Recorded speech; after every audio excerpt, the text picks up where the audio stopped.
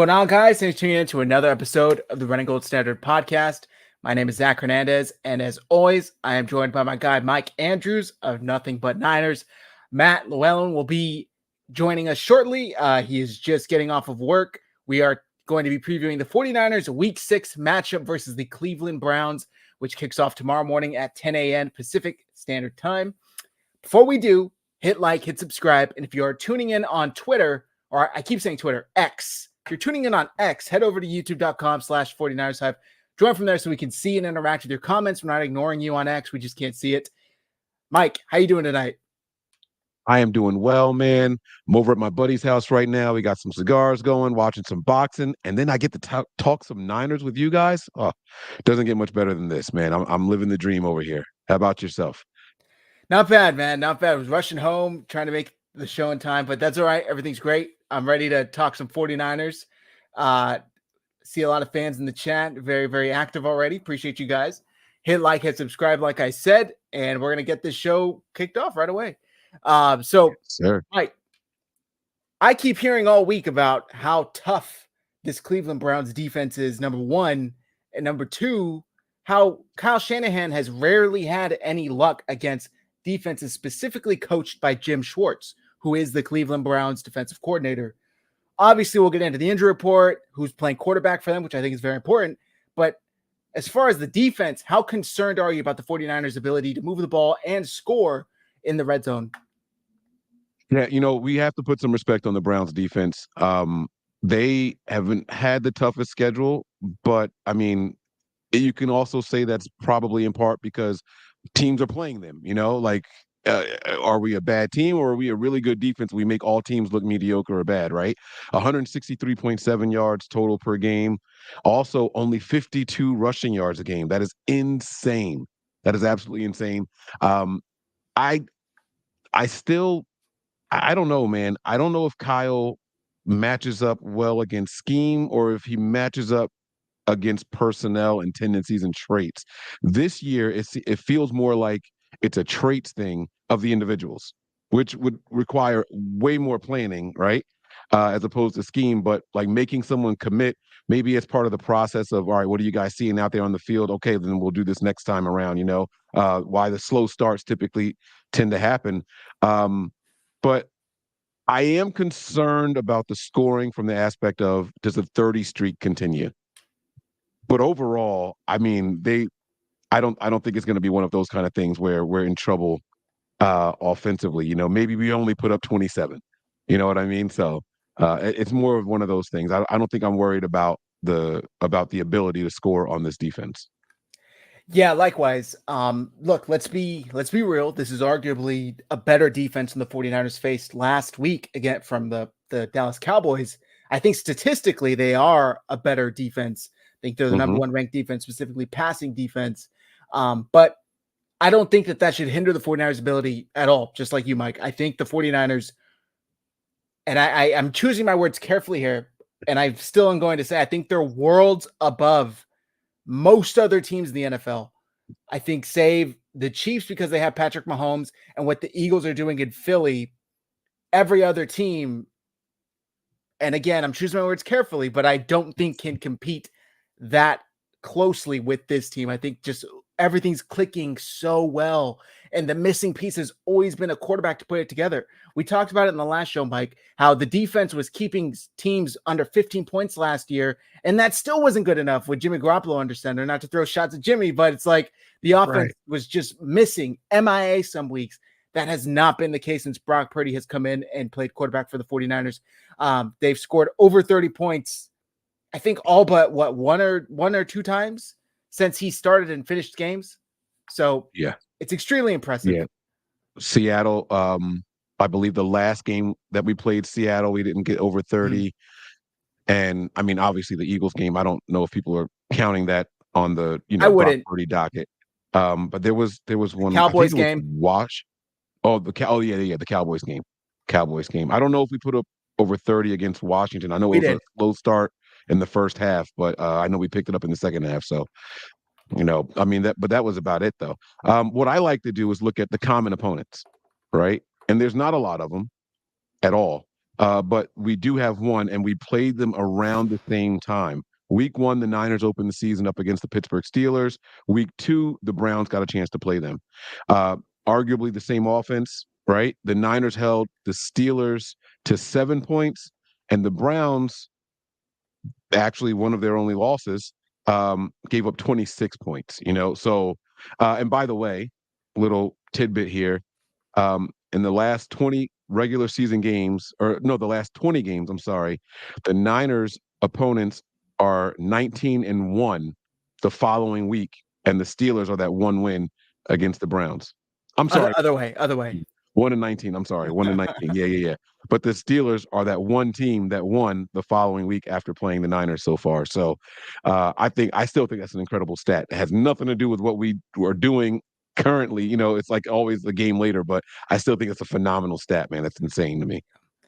I've never seen anything like it. Really haven't. It just speaks to the physicality of the 49ers. Um, I'm thinking of, as soon as I said that, Drake Greenlaw flashes in my head, tossing Tony Pollard out of bounds. Were you surprised that didn't draw a flag? I was, and it's immediately, and it was like, oh man, here we go. And then even Dre, he starts running back to the hashes, and then when he gets there, he turns around really quick, no flag, and he's like, yeah. Like I think he even expected a little something because people were like, oh no, he made contact inside. Yeah, when he first touched him, he was inside the white. The slam definitely happened outside the white. Like he should have. I wouldn't have been mad if it was a flag, but I was happy to see that the refs were letting them play that day, and you know, it worked out for us. We still, I think, finished that game with 6 penalties, but you know, it's down from what we started with earlier in the season. So we're seeing some improvements all around. Yeah. So the comment here from Jedi, the over is 36. SF going to get that alone. I'm hearing reports of bad weather. I don't think it's supposed to rain during the game, but there's like a storm going on in Cleveland right now. And ESPN has the over under at 36. The Niners are favored by 9.5 points. That's a lot of points, but I also have to consider the 49ers have won every game by an average of 20 points this season. I don't know how much into gambling you are, Mike, but do you think they cover 9.5 points? I think Cleveland's going to really struggle to put up points in the Niners, so I would say yes, because it doesn't sound like a lot, right? If we end up winning this game, we end up winning this game 13-3, right? Let's say the weather is just terrible. You cover that 9. So it doesn't look like it's a super low scoring game, but I mean, you absolutely can cover that. I don't think that's going to be a problem. I actually have the forecast pulled up here for tomorrow, and it's saying 54 degrees. So it's going to be a little chilly out there, breezy with a few showers. So it's not a lot of rain. And I'm trying to pull up the hourly projections right now, but it's not giving me that on this site that I'm on. So I think we'll be okay though. I think we'll be all right. Yeah, I guess we'll see. But either way, I'm excited because this is something that I think another kind of like what's the word I'm looking for, test, right? Another something that can this comment, something that Brock Purdy can add and say that yes, I've overcome that as well. Whether a tough defense, whatever the case may be, because for On the some road, reason yeah. on the road, a team that Kyle Shanahan, my coach, has not historically had much success against. For some reason, people are continuing to question Brock Purdy, which I'm totally fine, right? I'm a content creator. I have a podcast. I would like to question this guy as far as content goes for the next year because it makes for good content. But as a fan, I'm obviously thinking I think he's done enough to prove himself as, at the very least, the answer for the 49ers quarterback position moving forward. You put out a tweet earlier today, I believe, a post earlier today, Mike. Let me pull it up. And I'm going to read it and maybe have you elaborate a little more about your thoughts on Brock Purdy. Because you said Brock Purdy, some true statements about Brock Purdy that 49ers fans need to accept and not be offended by. 1, he's not elite yet. 2, he's a system quarterback. That's okay. Most are. 3, his numbers wouldn't look as good without a supporting cast. So what? And 4, we need to see more and want to. Can you just elaborate a little more? Because I saw you responding to people that clearly were taking this either the wrong way, out of context. Can you just elaborate a little more about that post? I would love to. Thank you for giving me the opportunity to as well. So the thing is, Niner fans, we've been so long like us against the world that we're fishing for insults on anything, right? We have the second highest scoring offense in the NFL. And if it weren't for that 70-point game, we would have the highest, right? But you can't take that away. What happened is what happened, right? We have one of the best defenses in the NFL. We have one of the best quarterbacks in the NFL. So I feel like we're digging and we're looking for like how can we drum up this like mentality? Like they hate us. They're against us. You know what I mean? Like, and so the problem with that is we start sounding silly and emotional, and there's just certain things we should not be getting offended by. And that's what that list was about, right? It's okay for someone to say Brock Purdy's not elite. I saw the hate on Shannon Sharp. If anyone says he's not elite, what else do you want him to do? What else do you want him to do? It's simple. Just do it more. We're not saying he needs to get better. We're not saying he's a liability, right? We're not saying that he's not going to be elite, but 10 games is just that. It's just 10 games. If he keeps on this way, elite him, right? But let him do it for a season first, right? Like we can't sit here and just be angry that people aren't donning this kid elite right now after 10 regular season starts. It just doesn't make any sense. We can't do that. Um, we can. I'm okay with that. The second thing is, but by the way, it's not an insult when they say that he's not elite. If they're not saying he's a bad quarterback, they're just saying it's too soon to put him in that elite category. I want people to realize, like, if you want a ranking, ask for a ranking. But elite means like elite. There should be 2, 3 elite quarterbacks in the NFL. Period. That doesn't mean that they're not tier one or tier two. It just means that elite is used for a very specific status, and Brock Purdy's not there yet because he hasn't done it consistently. Okay. The second one was he's a system quarterback. You can't name a Hall of Fame quarterback that's not a system quarterback because when the quarterbacks are really good, they get in a system and they stay in that system. That's how it works. That's how it happens. If there's nothing wrong with someone telling you Brock Purdy's a system quarterback, even if they mean it as an insult, we have to have the mental wherewithal to say, yeah, okay, name me a Hall of Fame quarterback that wasn't a system quarterback. Because Drew Brees wasn't good until after he got into Sean Payton's system. You know what I mean? Like he became a system quarterback where he was. The quarterbacks who travel from team to team to team to team that aren't system guys usually bring part of that system with them. Tom Brady is the biggest example of that. He went over there with Bruce Arians and had the option and the influence over how that offense was run.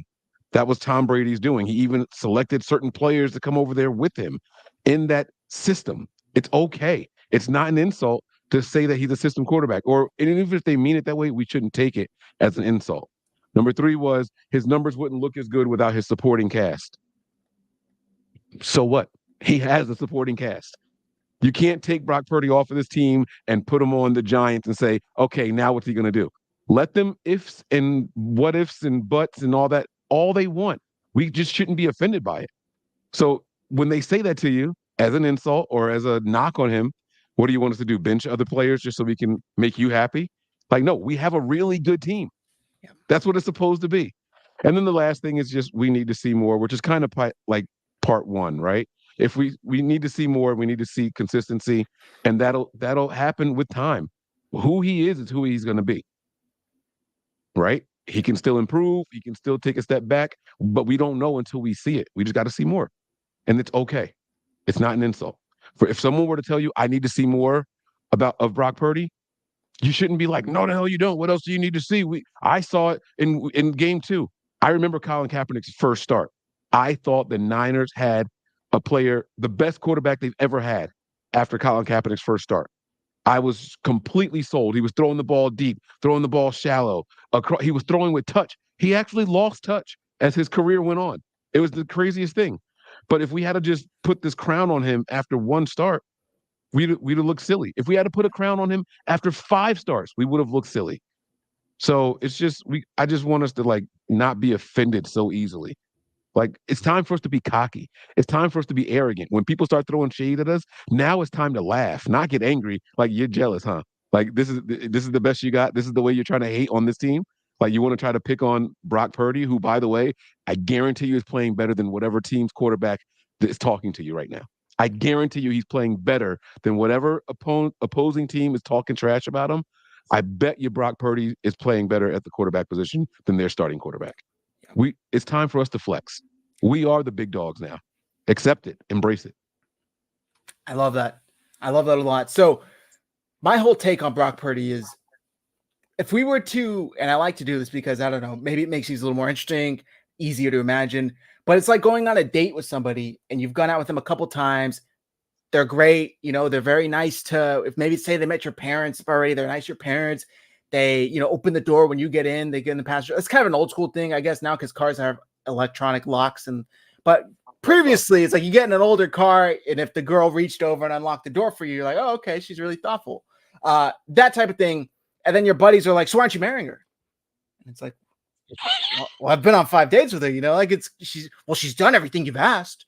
She cooks for you. She unlocked the door. It's like, let's just pump the brakes. Like, let's just say, yes, if this were to continue as it is, then sure, maybe that'd probably be the conversation we're having, but it's just way too early for that. And I think 49ers fans gets caught up, and you made a great point, Mike, rankings, right? I want a specific number of where Brock Purdy is. I'm much more comfortable with tiers, right? Much more comfortable with, this is a group of guys that I probably wouldn't take over Brock Purdy. This is another group of guys that I would take over Brock Purdy. Now, the latter list has grown smaller and smaller each week as this guy, Brock Purdy, continues to play and impress. But physically, of course, there's going to be more physically gifted quarterbacks in the NFL. There's a reason why he slept or lasted all the way till the 7th round, right? Like, that's not like it was a fluke or people forgot. No, there's a reason. But he's overcome all of those doubts. He's not let any of those physical, limitations hinder his ability to play one bit. He's overcome everything. So as long as this continues, then I'm totally fine with saying he's trending in that elite tier. He's going to get up into that top tier, but we just need to see more of it, right? I think 49ers fans, or maybe I should say NFL fans, are so cautious to kind of crown a player, especially a quarterback, so quickly, because we've seen drop-offs. We've seen you had a fantastic season. Then what? We've seen, you mentioned Colin Kaepernick. We've seen Carson Wentz. Carson Wentz was an MVP candidate the year the Eagles went to the Super Bowl and won it with Nick Foles. Nothing has looked like that type of Carson Wentz since, that version of him. So not even close. Yeah, right. I'm fine with waiting. But he's been very impressive. He has been. And like, that's what I'm saying. Like, I don't know why we want to like fast forward and say that he's already in the Hall of Fame. And I hope, all of us hope that that's the case. All of us want him to be the elite guy that he's projecting to be. Let's just get there. Let's just get there. That's all. Yeah, exactly. So, all right. I'm glad you had a chance to explain that, because I saw a lot of people kind of angrily coming for you for that take. And when I read it, I thought, yes, makes sense. Okay. And then I'm reading the responses, F you. And, I'm just like, whoa, let's calm down here, guys. Right. Meanwhile, I really meant it for like to inspire people to be like courageous, and you know what I'm saying. Like I wasn't saying it as a knock on Purdy. It's like, hey guys, like we shouldn't be offended because it's not the insult they think it is. I was very specific in the tweet. It's not the insult they think it is. Also, and I hate to even say this, but we just made a quarterback the highest paid at his position 6 years ago, after 5 games, right? 5 games he started for the 49ers, and then his contract was up, and the 49ers, instead of franchise tagging him, I don't know why, I don't know, maybe they couldn't, I don't know what the circumstance was, why they didn't. They gave him the richest quarterback. Go ahead. Yeah. No, Don Yee wasn't letting Jimmy Garoppolo get franchise tagged. Yeah, okay. That agent is too good. So I'm comfortable now if things are continue trending this way, Brock Purdy is going to be extremely wealthy in 2 years when it's able to negotiate his contract. So we as fans should say that contract is going to cost the 49ers other star players, right? Because you can't keep the band together once you pay your quarterback. The rookie scale has been the whole thing that's been benefiting them so far. So I don't understand why fans were so quick to rush and say, yes, he's worth that contract, when we fully are aware of the implications that that contract then offers down the line, or the consequences, I should say, with maybe you can't keep a George Kittle anymore. Maybe you can't keep a Brandon Ayuk anymore. Maybe you can't keep a Deebo Samuel anymore. You will then be forced to make tough decisions because your quarterback no longer costs 940 grand. Your quarterback's now costing 43 million. Your quarterback's now costing 46 million. I mean, come 2 years, who knows what the cap hit's going to be for a top tier quarterback? It's probably going to be 50 million. So yeah, let's just make sure, because last time didn't work out. That's all I'm saying. Let's just be damn sure, because it didn't work out.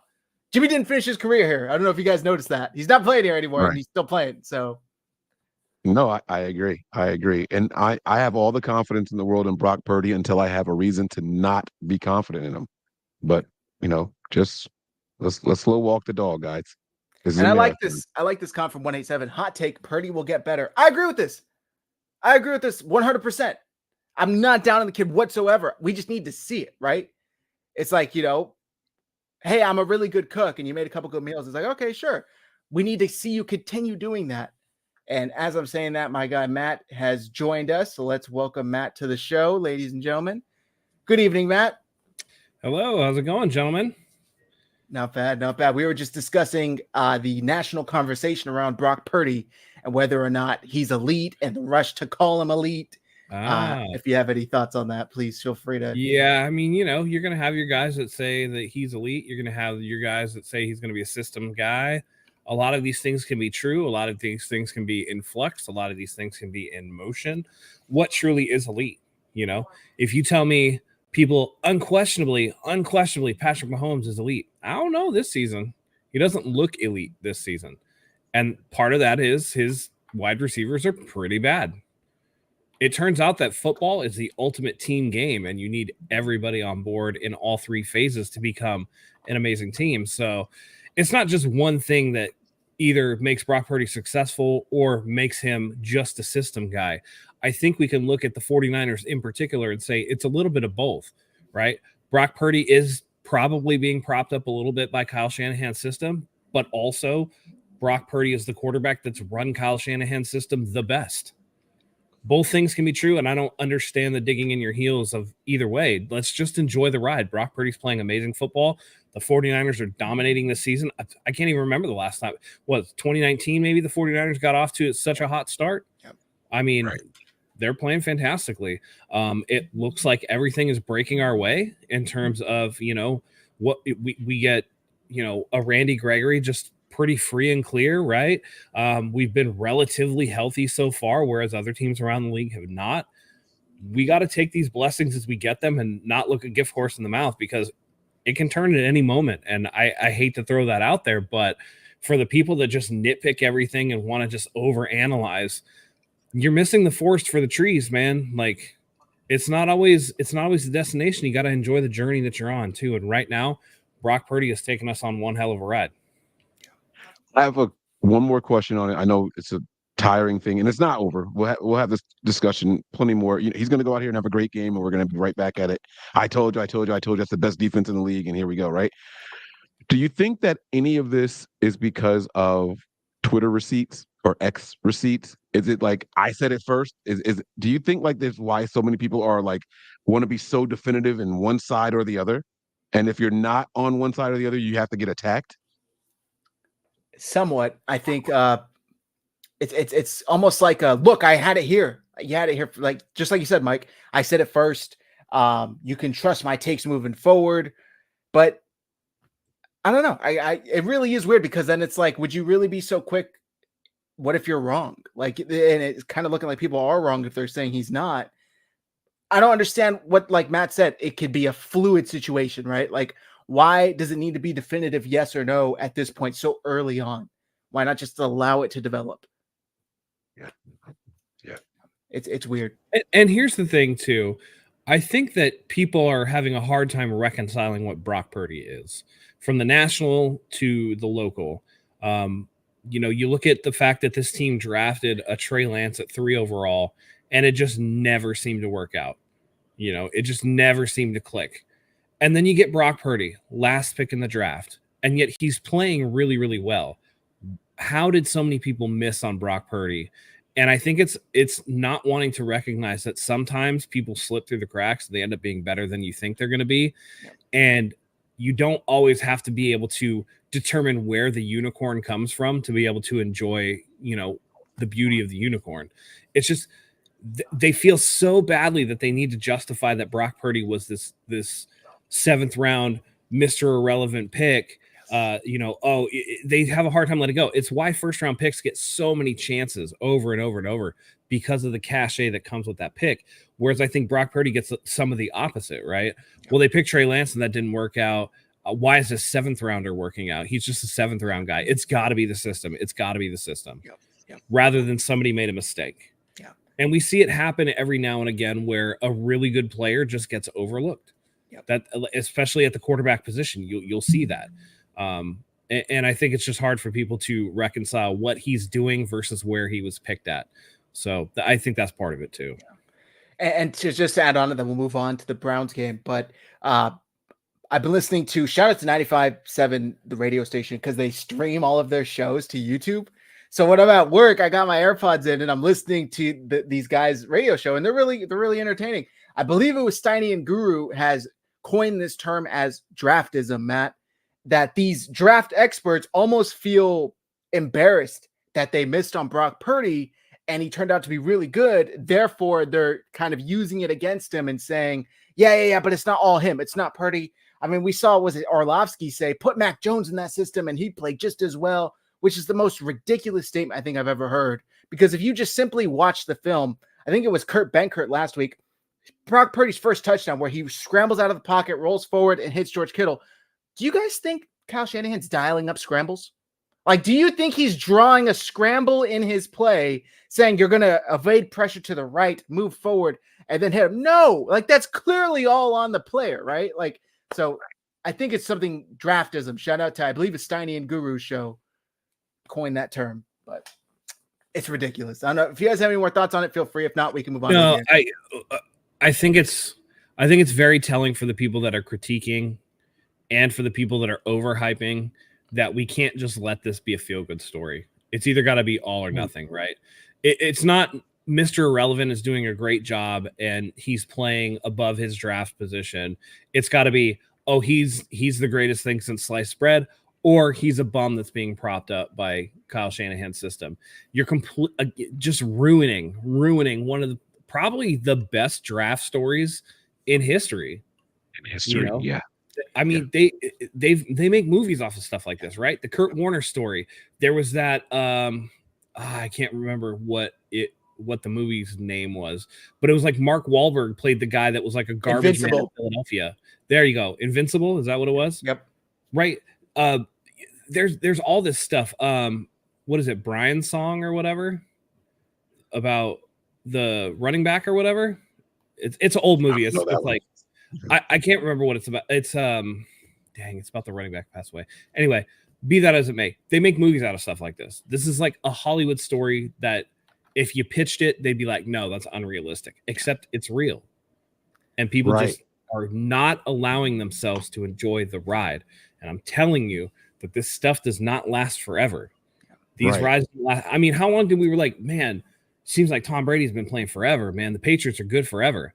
And now guess what? Yes. They're dog dookie. Yeah. They are trash.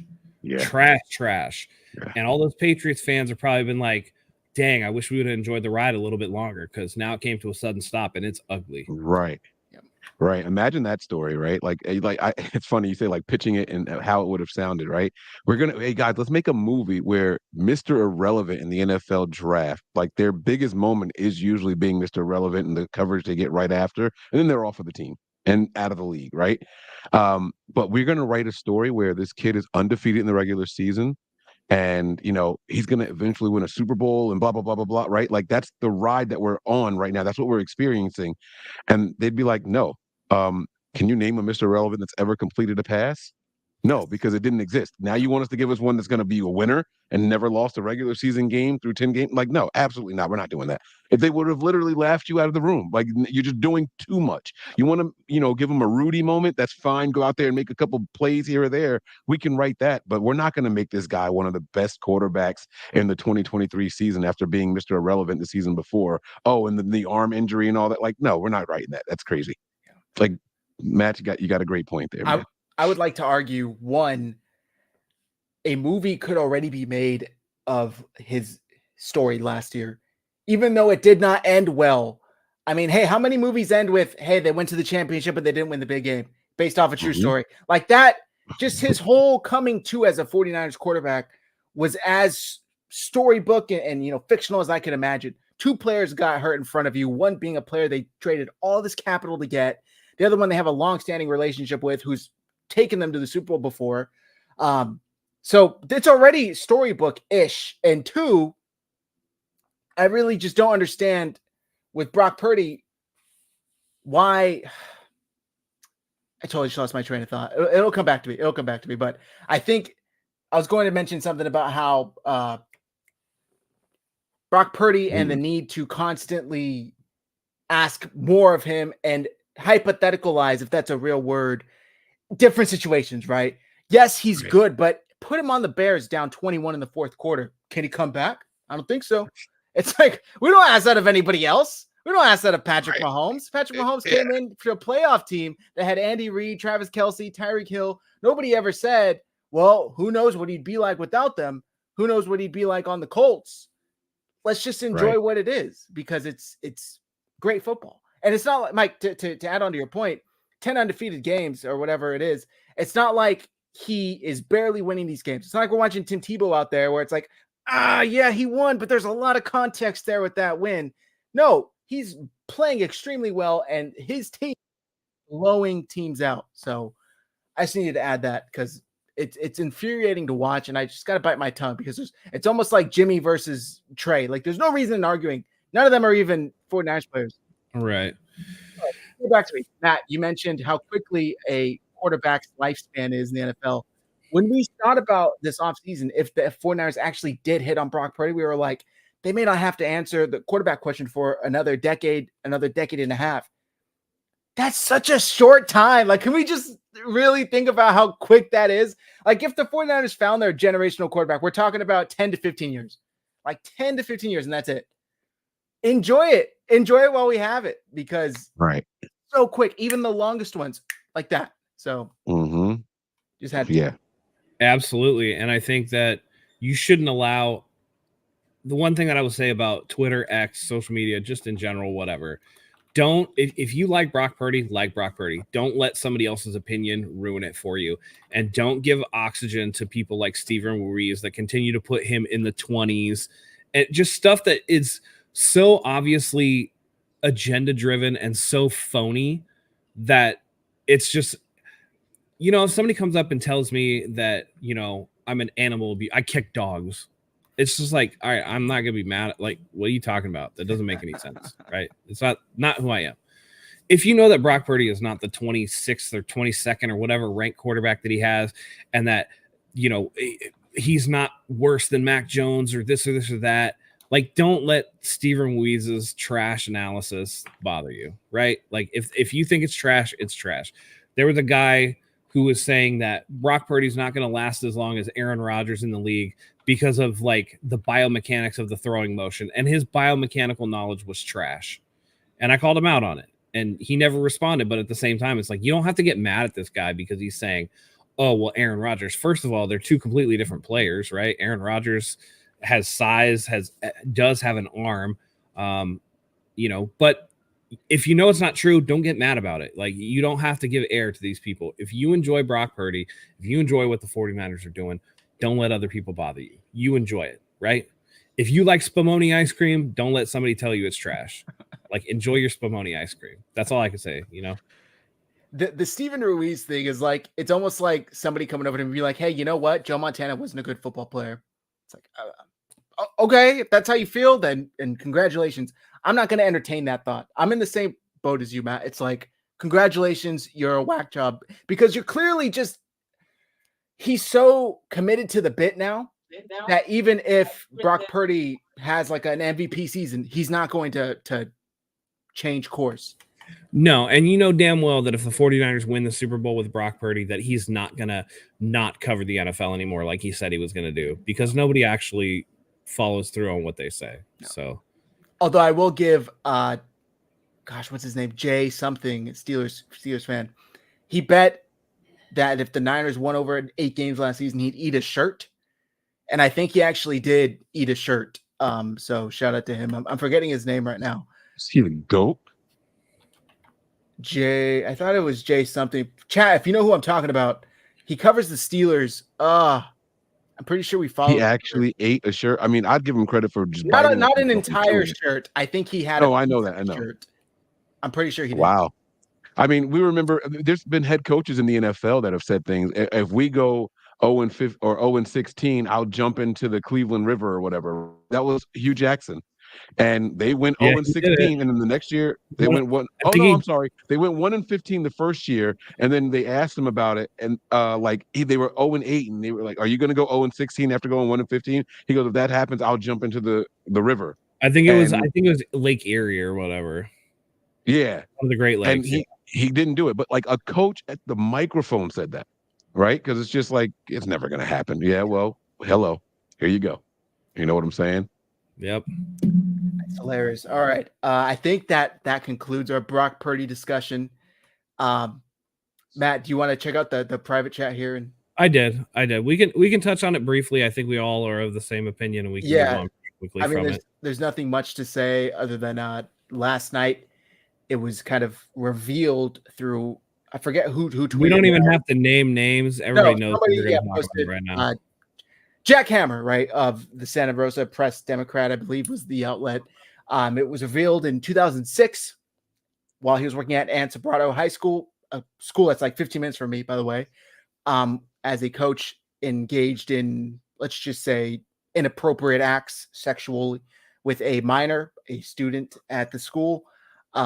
Obviously, Jack Hammer is a pseudonym. It's not a real name. His real name, Jeff Parsons or Jeff something like Patterson. that. Patterson, thank you.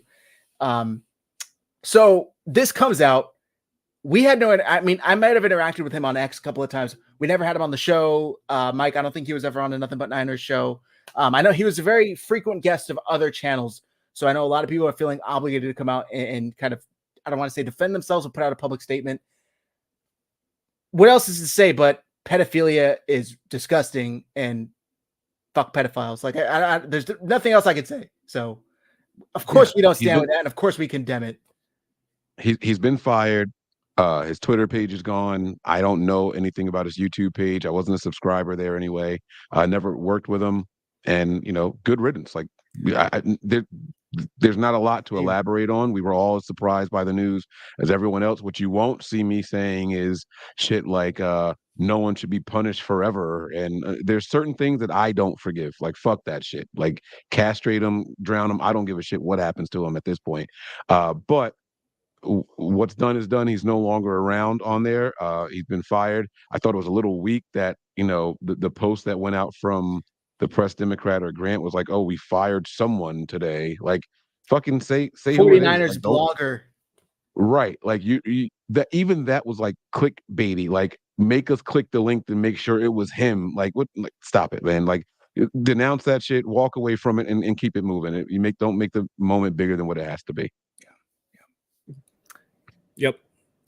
I'm in concurrence with these guys. I think it's pretty self-explanatory. You mess with kids, I don't give a shit what happens to you.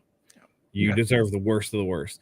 The one thing that I will add is that all these people that are sitting here on social media trying to pretend like they knew what this guy was or whatever, when they were fucking with them on like social media, when they had him on their shows and stuff like that, and are now coming out after the fact being like, somebody shows you this, you should believe them. Man, y'all are full of shit. Y'all are full of shit. What are they saying now? What happened? People are trying to pretend like they knew that he was like a scumbag ahead of time, but all these people had him on their shows. All these people were interacting with him, whatever. Look, don't fake the funk, dude. Condemn what he did now, and don't try to act like you're a butt. That fake moral standing is such bullshit, and it's why all you are a bunch of fucking phonies. You don't need. This is not the time to try to win points with your Twitter followers or whatever. Fuck that, dude. Yeah. This dude was a fucking creep. He got exposed. He deserved it. He can go fuck off now. And you don't need to sit there and try to be like, well, I knew the whole time. Man, fuck you. It's not about you. It's not about you. It's about exposing somebody who needed to be exposed and trying to help out somebody who probably has lived trauma from what this guy did to her. You know what I mean? Right. It's not about And if you knew the whole time, why didn't you say something? Like, so what does that say about you then? That means you're part of the problem. Why you have him on your show? If he's a creep, if he's this, if he's that, and you knew that there was always something about him, man, y'all are full of shit. Y'all need to stop that shit. It's not about you. Jesus Christ, man, it's disgusting. By the way, it's just real quick, Avatar says innocent until proven guilty. It went to trial. He pleaded no contest, and he was sentenced over. So it's not like it was just allegations. Right. There's a whole transcript. If you Google Jeff Patterson, Sobrato High School, there's an entire transcript where the police were on the phone while this minor 17-year-old girl called him, talked about what they did together. Yep. It's not up for debate. No. Yeah. It's not. Yeah, it's not a debate. And I'm shocked and disappointed in the justice system that he didn't have to register as a sex offender. That to me is pretty scary. But the fact of the matter is, I mean, it definitely was him. I mean, they revoked his teaching credentials permanently. And can I just say sorry, Mike, just real quick. What a weaselly ass excuse by the Santa Rosa Press Democrat to say he was an independent contractor. We don't hold him to the same standards as an employee. We never ran a background check or anything like that. He was your lead 49ers reporter. You're telling me if I walk in there and I say, my name's Chad Thundercock, you're not going to run a background check? You're not going to check anything? Like, he had a fake name. So I don't get it. But weaselly ass excuse. Also, by the way, to step back out into the public square with that pseudonym, like, why don't you just say, ha ha ha, I got away with it? Like, fuck you, dude. You need to jump ass first into a pencil factory. Like, fuck you. I've never heard that one before. Shout out to Great Fox 198 super chat. Hey, best 49ers pod. Tomorrow we take Schwartz money off Shanahan's back. That's right. Yes, let's please move on and get to the topic at hand. We saw the chat asking us to kind of address it, so that's the only reason why we felt the need to address it. He's in our community, even though we never worked directly with him. That's the only reason why we're addressing it. I see people questioning, why is this in a 49ers podcast? That's the only reason why, right? That's the only reason why. So not to get drama related, any shit like that. That's the only reason we ever discuss it. All right.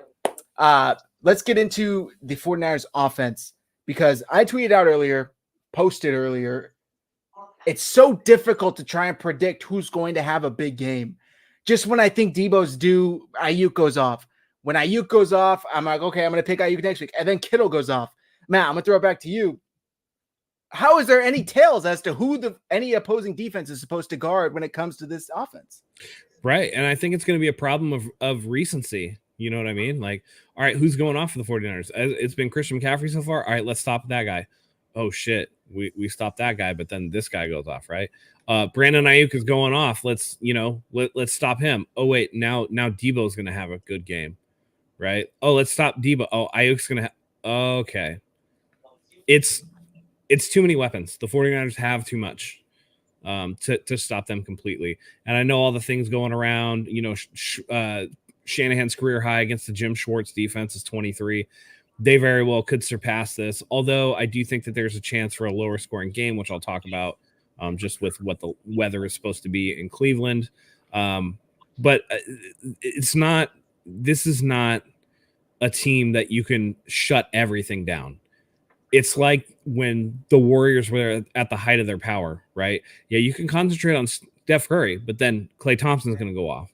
If you concentrate on Klay Thompson, well, then you got Steph, right? Draymond can do some stuff, right? You got too many weapons to try to reliably, stop everything. Someone's going to get theirs, even if it's not the guy that you expect. Even if you take most of the people out, somebody's going to eat, and you can't stop it all. So that's where the 49ers are at this point. And I think they're going to continue rolling, especially given, Cleveland's pretty decimated on the offensive side. Yeah. The offensive side of the ball for them they're looking pretty thin. So it's hard to stop. And the more opportunities that you give the offense, the more likely it is, which we saw sometimes with Jimmy Garoppolo led offenses where if we weren't scoring, our top end defense, great. Oh, nope, there's a drive. Oh, nope, there's a drive, because now you're getting tired. You can't stay on the field. I suspect that tomorrow will be a lot like that for sure. Mike, I'm going to ask you. Last week we saw the Dallas Cowboys went into the game focusing on stopping Christian McCaffrey, right? And for the most part, they did. I don't think he topped 60 yards rushing. Obviously, he had a rushing touchdown, but he didn't take over a game like we've seen previously. That didn't help them at all. They still gave up 35 other points, I believe, other than Christian McCaffrey. Even if the Browns focus on stopping CMC, there's just a plethora of weapons, right? Do you think they'll try and take a different approach? Like maybe focus 30% on each player, you know what I mean? Instead of focusing all of their attention on the one star player. How do you think they approach this? During the Jim Harbaugh year, we went up against the Philadelphia Eagles. I think it was 2021. And they were a loaded team. I mean, as far as skill position goes, it was very similar to what the Niners have right now, as far as like just the star power at the tight end position, at the running back position, 2 wide receivers that were very, very well respected, the quarterback, right? And I remember hearing Vic Fangio say something that I thought was incredible. He says, yeah, they have a lot of guys over there, but there's only one ball. If we play to our keys and our assignments, that's how you stop a team that's that loaded. And so if I'm the Browns, that's my game plan, right? Like you get your guy and you do your job. And if something happens, we'll focus on adjusting the scheme and the game plan, but you guys go out there and just execute your job. And if they out scheme us, they out scheme us. That's not on you guys. That's how you try to stop a team like this. I think you'll basically hang yourself. Sorry if that's offensive. I don't know if that's something you're allowed to say anymore, but you would do damage if you sit and try to say this guy is the focal point of this offense. There's 2 ways to beat good teams in the NFL, and that is hit their quarterbacks, ruffle his feathers, and stymie the run game. If you can do both of those in the same game, you will likely have success. That should be how the Browns try to stop the 49ers. Players, names, numbers don't matter at that point. Okay. I like that. I like that a lot. There's just so many options for the 49ers that it's so hard to defend. And as a fan, I'm ecstatic. As a bettor, I'm not as ecstatic because it's very hard to predict what the hell's going to happen, but that's all right. The only certainty in life, death, taxes, and Christian McCaffrey getting in the end zone. So I think he'll get in the end zone tomorrow, for his 15th straight game, right? Any chance Dante Johnson comes back to the Niners? Because that was the other guarantee in life. He just found a way to come back to the roster, Dante Johnson. Took me a while. Right. Before the 49ers played the Cowboys again, I rewatched the last Cowboys playoff game last year, and I'm like, who the hell is that? 27 with the dress? That was Dante Johnson out there. Dante Johnson, yeah. He played pretty well last year. I'll give him his credit. He played pretty well. Hey, there's always a chance. I hear they're out poking around for secondary trades, so maybe if trade doesn't work out, they'll bring in Dante Johnson. All right.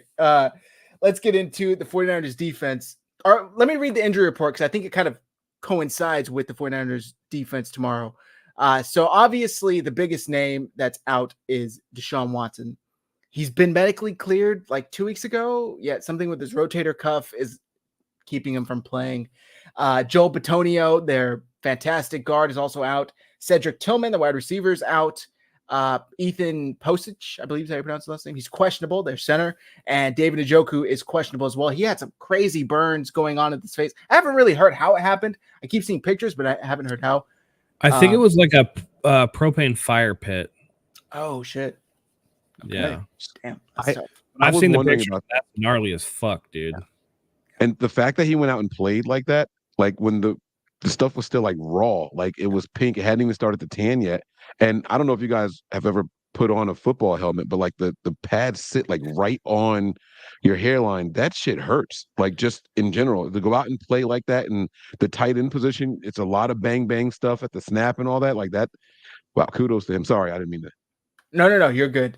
Sorry, this comment kind of cracked me up. Appreciate you guys addressing that though, not putting out some BS statement like we condemn bad thing. Yeah, no problem. We're real people. I mean, fuck. All right. And on the 49ers side, just two, but bigger names. Elijah Mitchell, questionable with that reoccurring knee injury. And Dre Greenlaw is questionable as well. I think he's going to be, I think I saw he's going to be a true game time decision.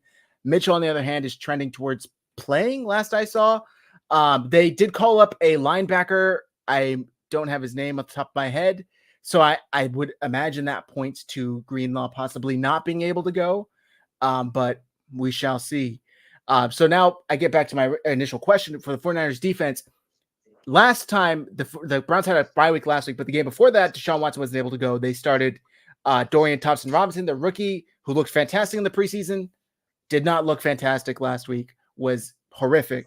They decided we're not doing that again. If Deshaun can't go, which he can't, we're going to go with PJ Walker. Walker. Thank you. I was going to say Fleck, not Fleck. Yeah. PJ Walker.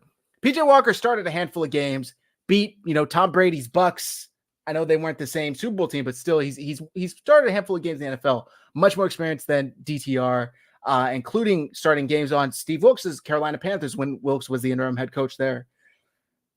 Matt, what do you expect from the 49ers defense tomorrow, knowing that they're going up against younger, inexperienced quarterback in PJ? Yeah, I would expect them to take away what is going to be comfortable for a young quarterback with some mobility. And that would be the running game and the short passing game. I think that they're going to dare PJ Walker to beat them with throwing the ball. And you don't want to listen, Nick Chubb is not there, and that's a bummer. But Kareem Hunt has experience in the system. I believe, who's the other running back? I can't remember his name right now. Jerome Ford? Yep, Ford. And Kareem Hunt? The other one. Yep. So there are opportunities there for them to maybe run some RPO, to try to get the run game going early, to try to free up room for, PJ Walker to work underneath with some short stuff. But I think that they're going to have to go on the point of attack and really make PJ Walker uncomfortable, shut down the run, and then force him to beat you. And when you do that with a quarterback who doesn't have elite measurables, doesn't have a lot of playing time, you can force him into mistakes. I think the 49ers are going to, start with the run game. That's going to get shut down. 49ers build a lead. And then as the Browns try to fight their way from underneath, mistakes are going to happen. Some turnovers, maybe some coverage sacks. And the 49ers defense, I think it'll be a close, hard-fought game in the first half because the weather report says it's supposed to rain tomorrow. The weather kind of, tends to narrow the talent gap a little bit, but I think the 49ers just have too much on both sides of the ball. And the longer the game goes, the more the 49ers are going to start pulling away at the end of it. I like that. Adding on to that, Mike, let's say, go ahead. Chime in two things really quick. It was Curtis Robinson was a linebacker that they brought up. Thank you. And then I did get the hourly weather report to show, and it's the oddest thing. The rain is projected to stop around 12:15 and resume after 5. So it's like the exact opposite of week 1 last year, where every time the Niners got the ball against the Bears, right? It's going to be the exact opposite, like sunshine the whole game, and then after the game and before the game, you guys get wet up. So just wanted to put that out there. Appreciate it. Let me ask you this. Finish the sentence. This is a close game tomorrow if... I don't want to, because it involves injury at a position that we don't want to see. Okay, well, that's the only way you can envision it? It's a close game tomorrow if the Niners have more than 8 drops. How's that? That's good. I was envisioning turnovers, weather, but you don't think even that would make it a close game, huh? I think the Browns defense, I'm not going to call them overrated. I think they are what they are. And now they know that they're going to be tested. They're thinking what we're thinking about them, right? We're saying this is the best defense we're going to go up against. They're thinking this is the best offense we're going to go up against. So it's going to be power versus power, and we're going to see what's up. I just don't want to come off too arrogant and cocky, but I don't see it. When you say close, like NFL one score close, game. Right. Yeah, I don't see it. I just don't think that their offense has a way. Oh, special team scores. If the Browns have 2 special team scores, then it'll be a close game. There you go. And I see someone asking what kind of cigar I'm smoking. It's a CAO Flathead 660, one of my favorite cigars. Okay, I like that. Matt, we've seen an incredible rookie season from Jake Moody. Does that possibly come to an end tomorrow due to the weather? Well, I mean, could he have a miss? I mean, he's going to miss eventually. All kickers do. It's not like he's going to be 200 for 200 or whatever to start his career. I do think that, with Mike, I think it's a situation where I think he's right that there's too much talent on the 49ers for everybody on the team to fall asleep at the wheel at the same time.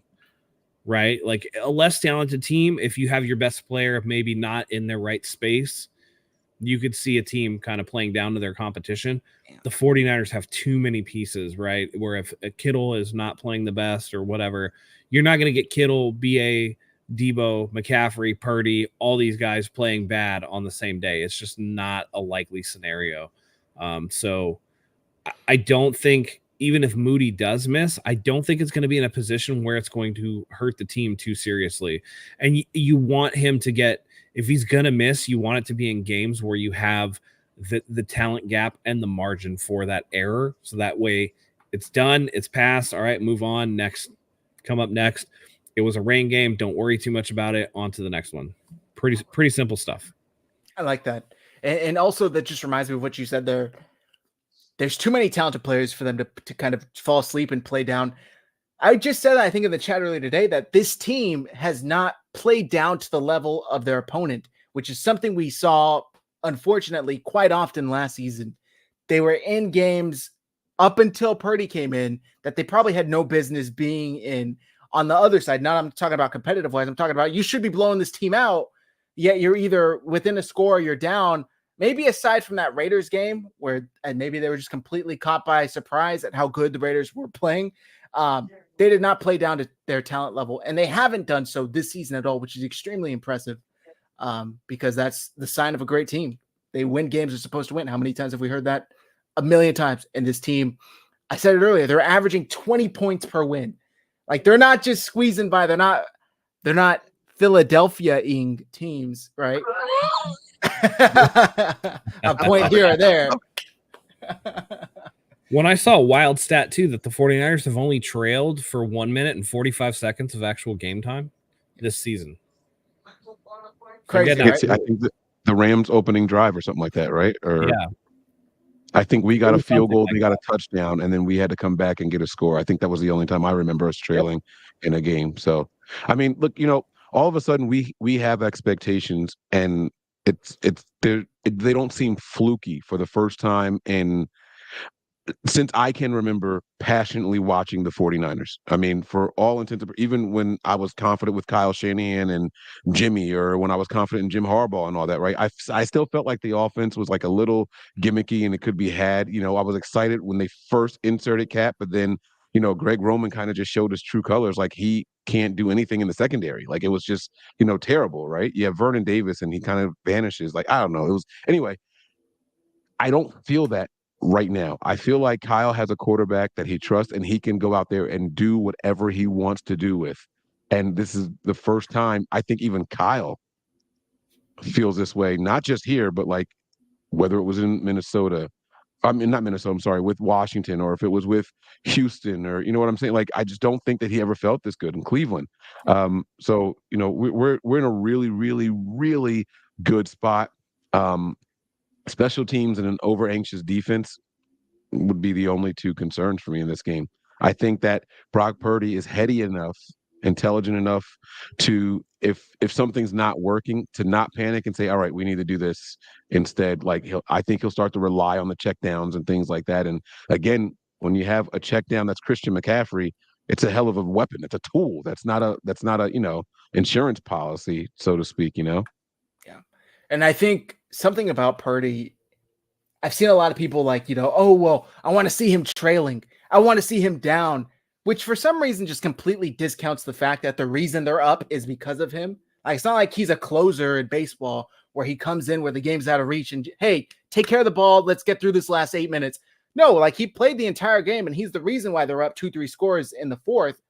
But he's just so level-headed, no matter what the situation is. I mean, I was watching him after the Cowboys game when he was being interviewed by Sunday Night Football crew, and he's just, it was a good game, and we're focused out here one game at a time. It's like this dude could win the lottery tomorrow, and he's just like, I'm just gonna go to work and have a good time, and like nothing affects this kid. It's really amazing to see. So even if they were to find themselves in a position where it's not working, they're down, say 14-0 by a fluke punt return and a fumble or a pick six, I don't know, I am fully confident in the fact that he would be calm, just get to work one pass at a time. So that's the quarterback the 49ers have right now. Let's enjoy it, ladies and gentlemen, because that hasn't been the case recently. All right. Is there anything else you guys wanted to get into before we talk about offensive, defensive MVPs? Matt, I know you got here kind of late, so please, if I'm forgetting something. Yeah, no, I just think that, again, the Browns, they're going to be missing Joe Bitonio. They're going to be missing Deshaun Watson. They're going to be missing this guy and that guy and this guy. I know that prior to the bye week, Myles Garrett was in a walking boot in the week after the week 4 game. He's going to play most likely, but how effective is he going to be? I think this is just playing into the 49ers' hands of getting an early lead, playing it out, running the clock out, and getting out of town. They have to keep that in mind. And once again, the 49ers can be their own worst enemy. They just have to keep focus. Keep focus, get out of the game healthy. That's what they got to do. And then on to Minnesota. I do have a question about Myles Garrett playing. So we've heard all the talk about him versus Trent Williams. Trent Williams saying I'm having trouble sleeping at night. He's one of the best guys in the league, and blah blah blah blah. He reminds me of DeMarcus Ware, right? I get all that. It's cool. Sounds fun. Is there any chance that they line him up on the right side of the offensive line instead? And do you guys know which of his feet were in a boot? Because I couldn't find it. Because that's going to affect his get off.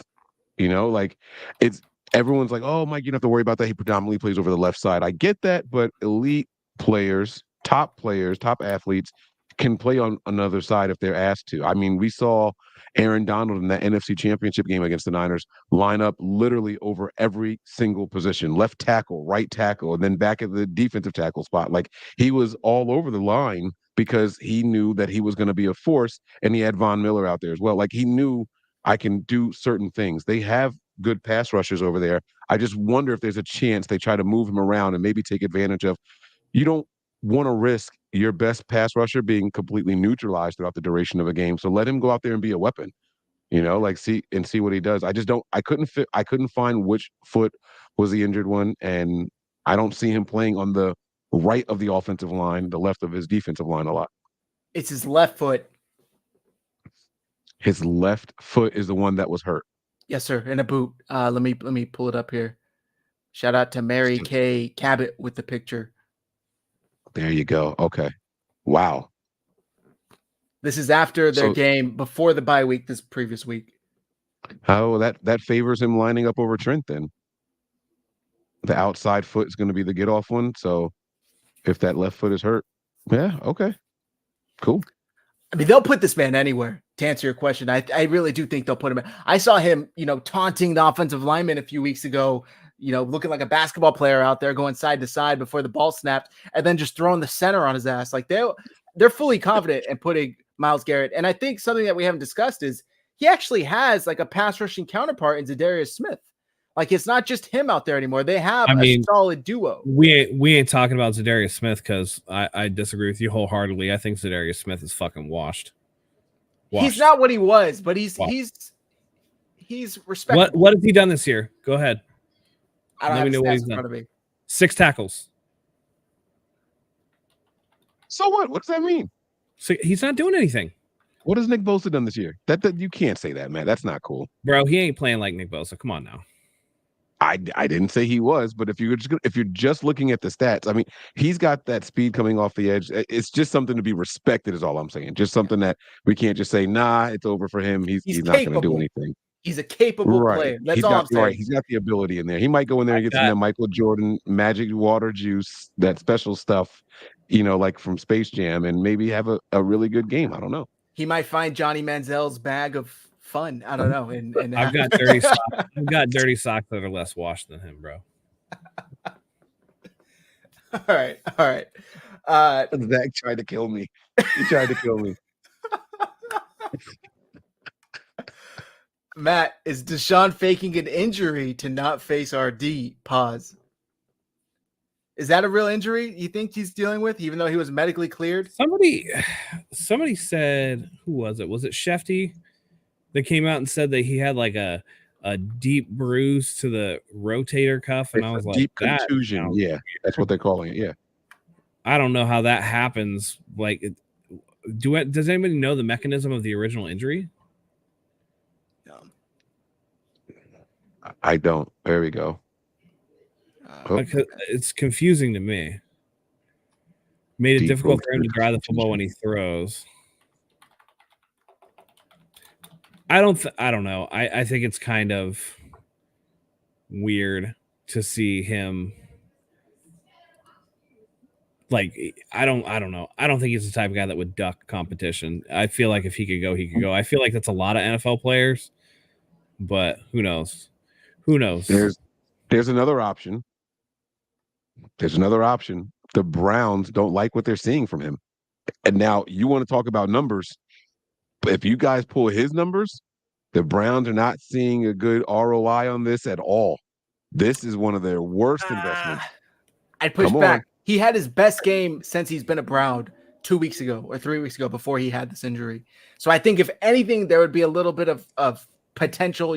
It'd be a promising performance to say, okay, this is who we're looking for. I don't think that's when they would have pulled the plug. Maybe if he stunk it up the last game, it's not like he lit it up, but it was his best game as a Brown, in my opinion, yet.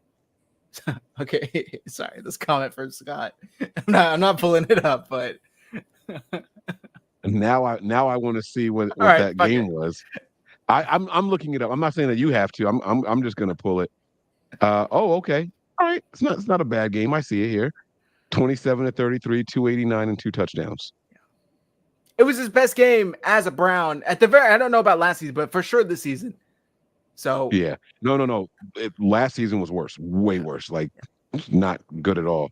But and he ran for 16 yards. So this is the problem. I don't want to say the problem, but a problem when you give your quarterback $230 million fully guaranteed. Like, there's no incentive for him to rush back. There's no incentive for him to say, you know what? I think I will play this week instead of next week. He's like, I just watched Dak Prescott get his ass kicked. Why do I want to go out there and join that? I'll just join next week. Whoever the hell we play next week, it'll be better than facing this defense. So I don't know. That maybe there's a little bit of because I saw they're like, this could be a multi-game injury where he'll miss another 2 to 3 games. And then today, Adam Schefter saying he could play as early as next Sunday against the Colts. So which one is it? I mean, listen, either way, with him, without him, it was going to be an uphill slog no matter what. I don't know. I have a hard time thinking that a professional athlete will just like be straight ducking. It just seems like just anti-competitive. I don't know whom. I guess you know what though. After Jimmy Ward came out on a podcast and said that Jimmy Garoppolo hit the opt-out for the NFC Championship game, nothing. I guess I shouldn't be surprised. Oh. And it's not the first time Jimmy's been accused of that, by the way. I think Julian Edelman accused him of that as well when Brady was out. Yes. All right. So let me shoot to Sean Watson some bail. There is an out in his clause of the fully guaranteed where if it's like conduct detrimental to the team, right? And if it is proven that he is cleared and choosing not to play or opting not to play, then he could lose the guarantee. So let's just bank on that side saying that he wouldn't do that. So I'm going to side with Matt when it's all said and done. But the truth of the matter is he don't want no smoke. It's weird. It's weird. And David says it here. Watson has a history of being a player willing to play through injury in college, but the Browns head coach stating publicly that he's, quote, medically cleared does him no favors with public opinion. Then it's kind of like it's just a matter of pain tolerance, right? Or Adam Schefter kind of tried to make it seem like, well, he doesn't have the ability to really drive on the football like he wants to, so he's not going to play. I don't know. I would argue 50% of a good Deshaun Watson, no offense to PJ, but is better than this PJ kid. But we'll see. We'll see. All right.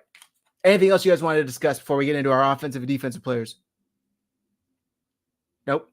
Mike, if you guys have any questions in the chat, please send them. We'd love to answer them.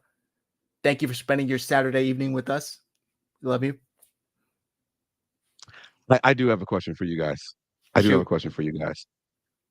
If Kyle Shanahan does get this, monkey off his back about this Schwartz defense thing, and what was it? Would you guys say 23 points was his highest or something like that? 23? Something like that. If he goes out there and he does that again, if it's another situation where the starters are out for the fourth quarter, what does that do for your guys' expectations for the rest of the season? Include the weather, include the travel, include all the history for the 49ers. Last time they beat Cleveland in Cleveland, 1984, right? Next week, we got another one coming up like that in Minnesota. That's been over 20 years as well. Who would have thought that, right? Like, we've played Minnesota in Minnesota. And now that I think back to it, it's like, yeah, like we should have won those games, but we didn't. What does that do for your personal expectations of this team? Because I got a big one. If we go out here and we dominate in this game, I got a big one. I got a really, really big expectation that I'm not afraid to say, because I am over if I say it, it's not coming true for the 49ers. The jinxes are all over. I'm wearing whatever jersey I want to wear. I don't have to eat chicken wings anymore during the live games. Like, all of my crazy, silly superstitions are out the window. This team is that good. Yeah. And so if this is the last one here, if we go out there and take care of business, and again, beat the 23 or whatever his high was, I'm being very specific about that. We cover the 9 and we beat that 23 thing. What do you guys got? Like, what changes for you, if anything at all? You might have the same exact expectations. I can go real quick. One, I'm totally in the same boat as you, Mike. I never bet on the 49ers to win, because last season, anytime I added that and 49ers win to the parlay, they lost. So I stopped doing that. The past 2 weeks, I bet on them to win, and it didn't mess up my parlay. They didn't lose. So I agree they're jinx-proof, 1. And 2, I am fully drinking the Kool-Aid moving forward. I am taking them as covering the spread in every game moving forward, because this is a fantastic defense. Although, to be fair, how good are they when their offense is, maybe they're not doing much and they're out there for 60, 70% of the game? That will wear them down. That will wear down the best of defense. We saw what it did to our defense in the championship game without a quarterback. So I still think it's very impressive on the road, shitty weather, a tough defense, a DC you haven't really had much success against. And if you come out and, like you said in your scenario, Mike, you're resting starters at the top of the fourth quarter, I'm choosing this team every week for the rest of the season. No question at all. Matt, what do you think? I don't know exactly what we're talking about expectation. I think most of us have Super Bowl expectation. If they're able to go, essentially on a short week after a big emotional high against the Dallas Cowboys, and go to Cleveland in potential weather, 10 a.m. slot, if Kyle Shanahan can get out of there, pull his starters in the fourth quarter, right? We cover the 9. We get higher than the 23. We're looking at this team potentially being a Philadelphia win away from a potential 17-0 season. That's what I'm feeling at this point. They would be good enough. Like, this is allegedly supposed to be the best defense in the NFL, right? Or other than the 49ers. This is the best. Each week, it's the best something the 49ers have ever faced, and they've answered the bell each and every time. If they're able to take out and score more than 23 points on the Browns defense, whether the Browns offense is gimped or not, right? You got to look at it and be like, who's going to beat this team? Who's going to do it? And so that's when I start I look at the schedule, and the Bengals aren't going to do it. They don't have the defense, and Joe Burrow's not playing particularly well, right? The Ravens aren't going to do it. Their defense ain't the same, and Lamar Jackson has nobody to throw to, and even when he does throw the ball, I don't think he's that good. So, but y'all know how I feel about that. But who's going to be? I guess it's Philadelphia is the one test that you got left, right? I don't know who else would be, the guys. So yeah, it comes down to who said Stuart Allen, get out of here. See, 49ers going 6-0 in this division. That's just how I feel. Seattle's a paper tiger. I don't believe in Seattle at all. Seattle's beating up on some bums, dude. And they got lucky against Detroit Yeah, I'm not feeling Seattle. We've beaten them pretty convincingly. So yeah, I look at that Philadelphia game as the last hurdle towards a potential undefeated season. That's where I'm at. Agreed. I agree with that 100%. Let me ask you guys this real quick. Let me answer this question first, actually. Anybody know if they're staying out east for the 2 road games? If so, with Struggle versus Cincy, they are not staying out east. I think it was Fred, maybe, that was on the First and 10 podcast. They're talking about they don't have a trip planned to Youngstown. They are not staying anywhere this season. Every game is individually. There's no trip, so don't worry about that. Let me ask you guys this. Let's say they go to the Super Bowl. February comes, the 49ers are in the Super Bowl against whoever from the AFC. Would you rather them, if you had the choice, right? Say it was completely up to you. Would you rather them be undefeated up until that point? Or would you rather them have 1 or 2 losses up until that point to maybe take a little bit of the pressure off? Does it matter to you? Like, is it a mental thing? How do you guys feel about this? Because I've seen people debate it. Honestly, I think if we're getting to the point where we're talking about the 49ers in the Super Bowl, I think the level of pressure that you're going to feel being in a Super Bowl is not going to be that much different whether you're undefeated or not. The Super Bowl is already the biggest game that you're going to be playing. So to say it's added pressure being undefeated, like, what does that even look like at that point? You know, I just I think, again, this is coming from the perspective of a fan. I can't even imagine what playing in a Super Bowl would be like. I feel like that would be the most nerve-wracking experience of my life, right? So I feel like the game at hand would make me more nervous than like thinking, oh, we're undefeated. We got a shot at unseating the 72 Dolphins is like the best team of all time. I don't think the athletes think like that. I definitely think like, you know, maybe during the week they're thinking that a little bit, but on game day, it's like, oh shit, here we go. This is Super Bowl time. Like, this is what it's all for. And you concentrate on the moment at hand. So maybe initial, but like, again, once you ratchet it up to that degree, I think the difference between undefeated and not undefeated, it's not going to matter that much because it's the Super Bowl already. I hear you, Mike. Think players. I think the subconscious is a powerful thing, and I do think that players, know it. And they turned up for the Cowboys game, and that wasn't the Super Bowl, right? Like they went into it saying, we know what's at stake. We know what we're up against. Blah blah blah blah blah. Like they get ready for the game, and so if they have that perfect season and it's on the line and everything, I do think it plays a small factor, but a factor nonetheless, right? Like it is something that's going to be in the back of their mind. They are going to want to be perfect out there, and that in it of itself can be a lot of extra added pressure because now it's I didn't do this right. I didn't do this right. You're not thinking about as much of the team as, oh, I was supposed to be making this move as a wide receiver. I was supposed to run this route and cut at 7. I cut at 6, and that caused them to be off a little bit, right? Like you can start to compound the bad choices that you make, So, but I want to answer my question as well as that one, right? Like, so I do think that could play a factor, but if they go out and do what we're talking about with this game against Schwartz's defense, I fully expect the Niners to run the table. I fully expect them to run the table from the whole season. I fully expect it. And we don't have to lose a game in order for us to learn lessons. Yes. I can't tell you guys how many times the Niners went out and put up 30 points this season, and they were like, man, we left a lot out there on the table, right? One of the first things that Brock Purdy says is like, I got to be better. I got to do this better, right? Fred Warner says, I can't afford to go out there and play like I did on that third drive, right? Like they go out there and they put this extra pressure on themselves. So they find the right motivation inside the locker room. We can win a close one. Right. I think that Raiders game was a wake up call. I think they kind of overlooked Stidham last year. Right. Like, oh, they don't even have their starter. Man, this is going to be we're going to boat walk these guys. And it's like, holy smokes. Like we got into a shootout. The defense didn't show up. Right. They didn't expect Stidham to do anything. And he's running, he's throwing, he's all over the place. And Adams, like, what are we supposed to do now? Right.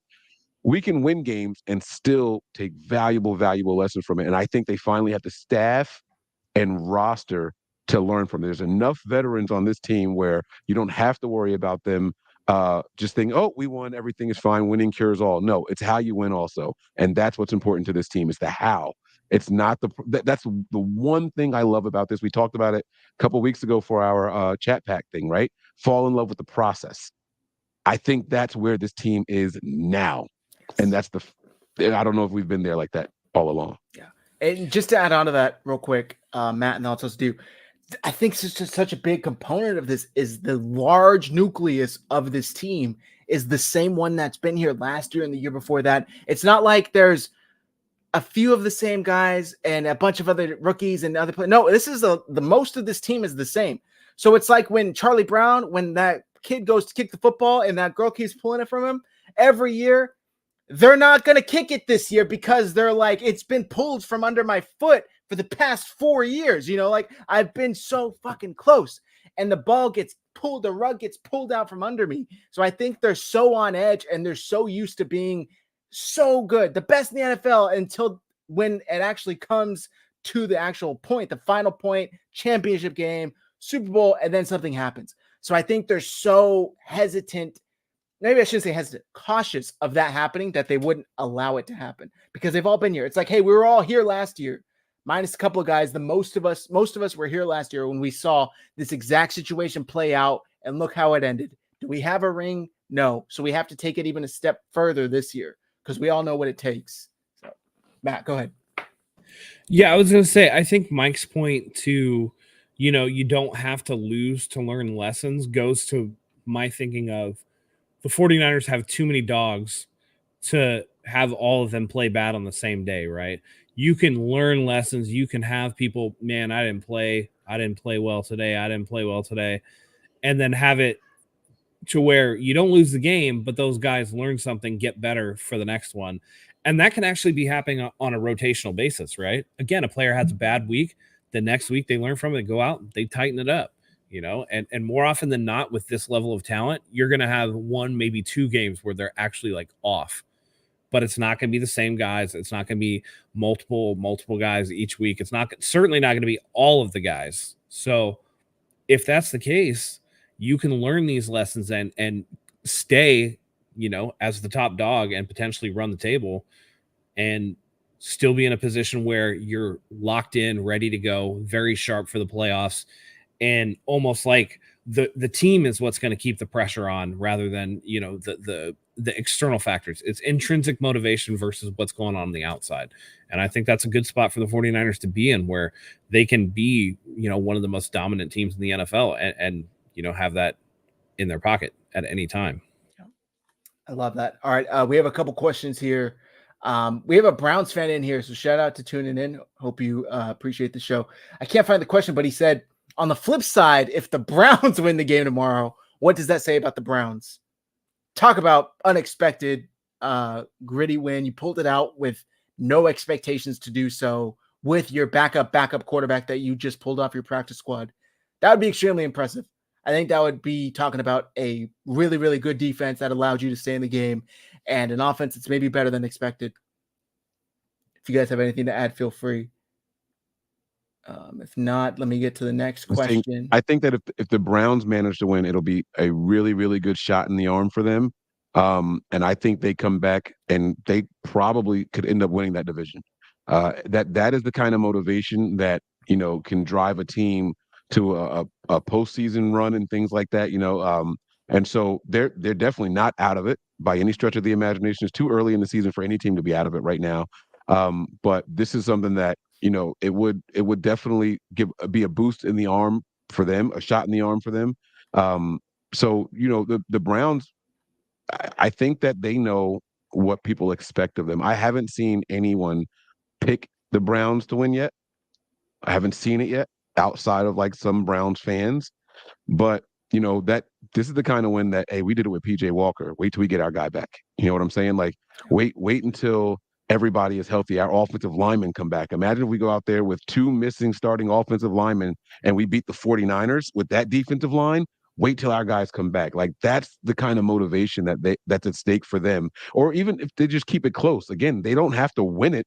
If they just keep it close and say, guys, look at what we did against the best team in the NFL. This is what we're building here, and that's a lot to build on, man. It's a lot to build on. I like that. All right. Go ahead, yeah, Matt. real quick, I'll just say that if the Browns beat the 49ers, what'll it mean for the Browns? That they should immediately go out and purchase a bunch of Powerball tickets because they are the luckiest motherfuckers alive, because there's no reason that the Browns should be able to win this game. All right, next question from Mark Cisneros. If the Niners make an all-in push for somebody like Danielle Hunter or Brian Burns, would you include Drake Jackson in order to seal the deal? That's a tough one. Brian Burns, yes. Danielle Hunter, no. Mike? It's not tough for me. You send them. You send them, right? And it's no offense to, it's no offense to Jackson or anything like that. I think Niner fans are so in love with him because he was the top pick of that draft where we didn't have a first or second round pick, right?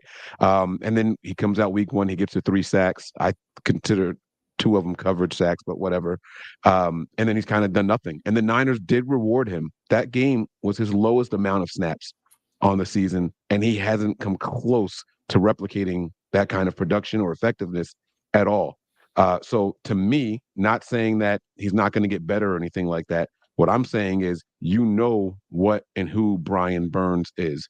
There has been no contract extension. I saw someone else ask that. Did he sign an extension already? There has not been a contract extension yet for Brian Burns. And if I'm them, I don't extend him until after the trade deadline because you don't know what you could get for him. So there you go. Antonio was the one that asked it. But if I'm them, I don't extend them until after the trade deadline. But yeah, I would absolutely send Drake Jackson. You got to kind of, it's give and take. You're going to give up something. We're not going to get a Brian Burns type player for a 7th round pick. It's not going to happen. So you're going to have to give up something to get him. Okay, I like that. Yeah, I think I'm with Zach. For Brian Burns, yes. For Danielle Hunter, no. I think Danielle Hunter is a really good player, but age becomes a factor. I think he's 33 years old, so yes, you're starting to run into that. And then, however much his contract. I do think it's a little bit of maddening, I guess, a little bit of Madden GMing to do a player who plays the same position swap. Like that just never happens. So that, could I see the 49ers trading for one of the two? I doubt it at this point with the trade for Randy Gregory. I think they're going to be set. I do believe more of the rumors of like they've reached out to Chicago about Jalen Johnson. That to me sounds more realistic. I just don't know that, again, how much are you willing to put into an already pretty stacked defensive line when really it's not the defensive line, because if you look at, and again, take PFF grades with a grain of salt, but a lot of the 49ers players on the defensive line are getting pressure after the quarterback. The sacks just aren't there because they're playing off the ball and giving up a lot of short stuff underneath.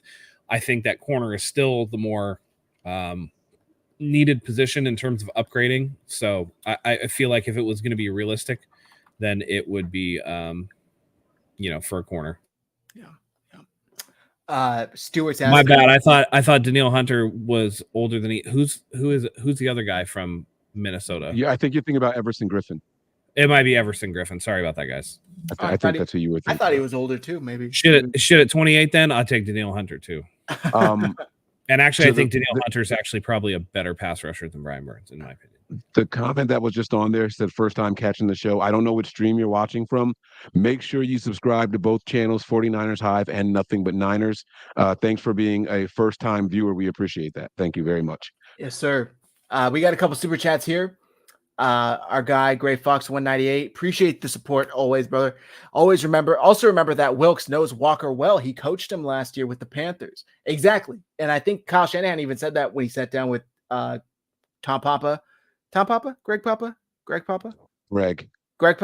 today or yesterday on the YouTube channel interview, and he said Tom Papa's the comedian, bro. They're all related somehow. I don't know.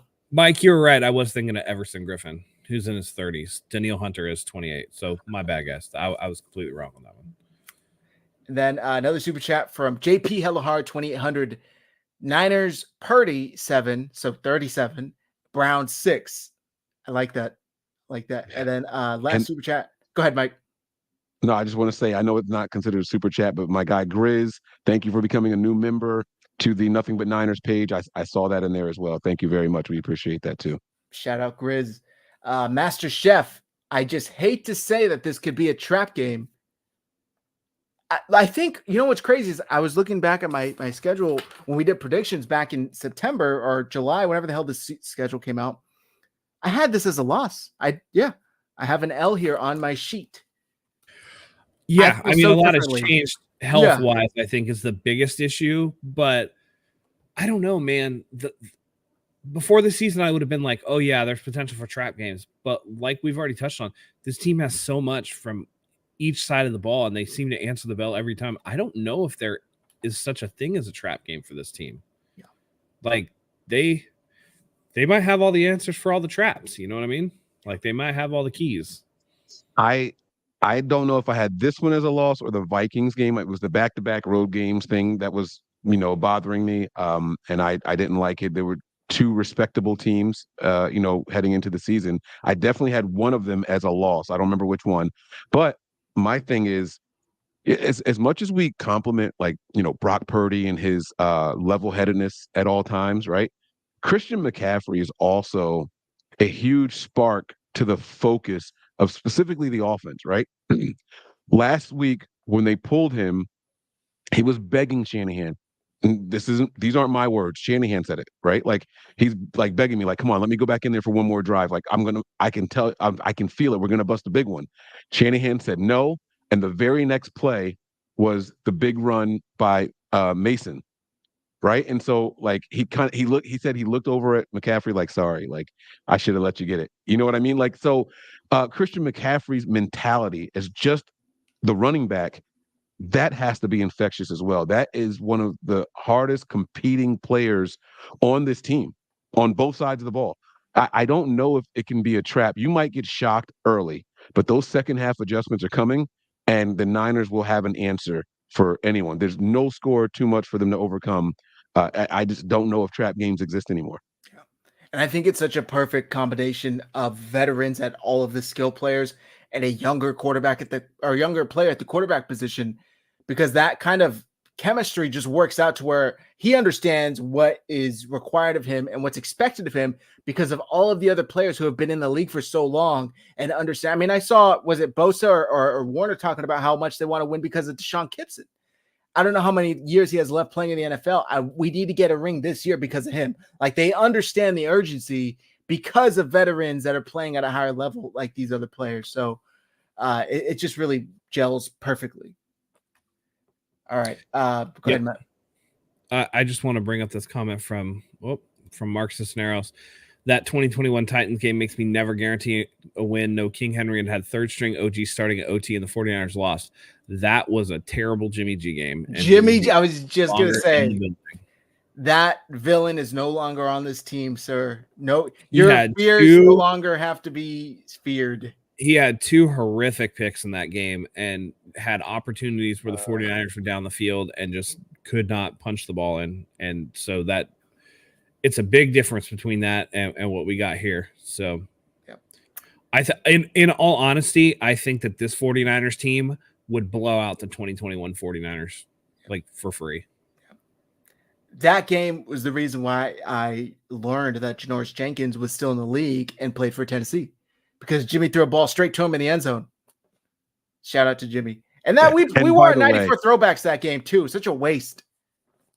That game in particular, right? When you're looking at it, forget that game, right? A major difference between Brock Purdy and Jimmy Garoppolo is Brock quickly realizes when he needs to check down, where whoever he's checking down to can still make a play. Where Jimmy wanted to hold on to it for so long and then go to the check down, it was like contact immediately. So, he's not patting the ball. You don't get any of that stuff. He's looking eyes downfield. There's nothing here. I'm going to move, boom, go. Like that's Brock Purdy's processing. So that's not here anymore. And it's a beautiful thing. I literally got chills when you guys said it. I don't know if you guys saw me. Like I wasn't shimmying out of happiness. I literally got a chill like when you guys said it. So he called him that villain. Jimmy's happy feet anytime his first read's not there. What I do? All right, let's get into our offensive and defensive players of the game predictions. But before we do, we got to pay the bills. Shout out to MyBookie. We will be right back. Just want to take a second to thank today's sponsor, MyBookie. As a bettor, you demand perfection, and MyBookie delivers. NFL, college football, and a brand new cash out system gives you options to bet and win all season long. The first 2 legs of your parlay hit, cash out early and use the funds on another bet. Or you could let it ride for the chance of a bigger payday. Join the MyBookie family for a season filled with odds boosts, free bets, and super contests. To get started, all you got to do is super simple. Go to mybookie.ag right now and register for an account for free. That's right, it's free. And whenever it is you're ready to make your first deposit, just use promo code HIVE. It's right here on the screen, HIVE, to grab a welcome bonus on the house. That's our gift to you for being a part of the 49ers Hive family. That's promo code HIVE, HIVE, to claim your deposit bonus. And for a limited time, you also get a free chip to use in the MyBookie casino. You can bet anything, anytime, anywhere with MyBookie. Now let's get back to the show. All right, guys, go place your bets right now. The game's at 10 a.m. tomorrow, Pacific Standard Time. I know for a fact my bets are placed because I'm not going to wake up tomorrow on time, have time to go through all of them and get them in. So place them right now. MyBookie.ag, promo code HIVE. All right, guys. Offensive MVP predictions. I'll start since I'm on the big screen to start. I think this is another big George Kittle game. Not to pat myself on the back, but last week I was correct with my predictions for like the first time ever. So I picked Purdy and Warner to have big games, and they did. I think George Kittle's going to have a big game. I'm going to say George Kittle, 4 receptions for 100 yards and another 2 touchdowns. George Kittle. Matt, who do you got? Listen, man. It seems like a dirty type of day. It seems like a dirty type of day for the 49ers. We don't know. Maybe the weather's going to be good. Maybe it's not. But a dirty game, physical game. It's Cleveland. It's Ohio. Something tells me that Deebo Samuel is going to have himself a game. I think that he's going to get a lot of utilization. He's been, he's had one really breakout game, but other than that, relatively quiet. I think he comes around and has another one of his big games. I think that he's going to get, 50 yards on the ground, 75 yards in the air, and he's going to be a big-time dual threat for the 49ers in this game. Okay, I like that. Mike, who do you got? I'm going to go way off the grid with this one, guys. I'm going to go with Mason. I think that I think he showed something last week. I think the Niners are going to have a little bit more confidence in him. I'm going to side with what Matt was saying, a little bit of a dirty, thumper thud game. And I think that he showed enough last week to warrant more touches in the rotation. And I think that he's going to make the most of each one of those attempts. I'm going to go with something like 12 to 15 carries, 85 to 105 yards, and 2 touchdowns for Mason. Okay, damn. Big game. Yeah. Scott, by the way, says Titans game cost us Super Bowl. We could have rested stars in LA week 18. Instead, we had to try and win 4 straight road games in 4 weeks versus 4 playoff teams. Never been done. We were exhausted. I will say this, though. I was at that week 18 game in LA, and that game was fucking awesome. It's a fantastic game to go back and watch. Comment your offensive and defensive MVPs in the chat. Predictions. We'd love to hear them. Defensive MVP. I'm tempted to say Randy Gregory, but I won't. I'll say Nick Bosa. I think this is Nick Bosa's coming out party. Last time the 49ers played the Browns in Santa Clara, Bosa just went off. It's the infamous flag planting game. Baker Mayfield's no longer there. That's not going to change anything for Nick Bosa. I think he's still going to be out for blood. And PJ Walker, unfortunately, will be on the receiving end of that. I'm going to say Nick Bosa, 2 sacks. Mike, what do you got? My defensive player of the game is going to be Zadarius Smith of the Browns. No, I'm kidding. I think that this game is going to be I wanted to say, I don't even know if he's going to play that. I'll go with Fred Warner again. I'm gonna give this one to Fred Warner. I think they blitz him twice. I think he's successful on those blitzes. One's going to be a sack. One's going to be a sack fumble. And then, his normal 5 to 8 tackles in a game. Maybe a batted ball that comes up as an interception or something like that.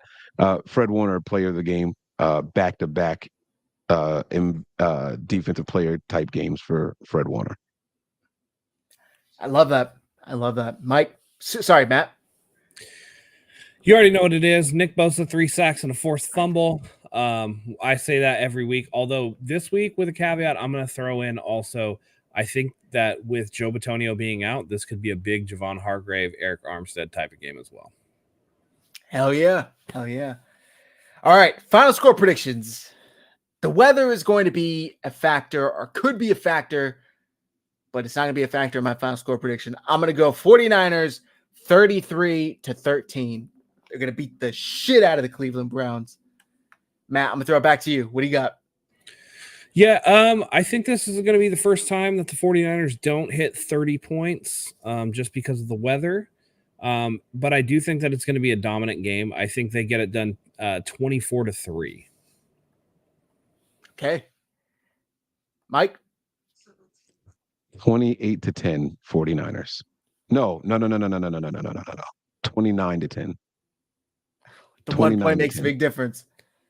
Why not 30? Because why? Okay, so I don't think that we get in the end zone as many times as we think we should. I don't know. God. Yeah, I'm gonna go with 29. I'm gonna go with 29.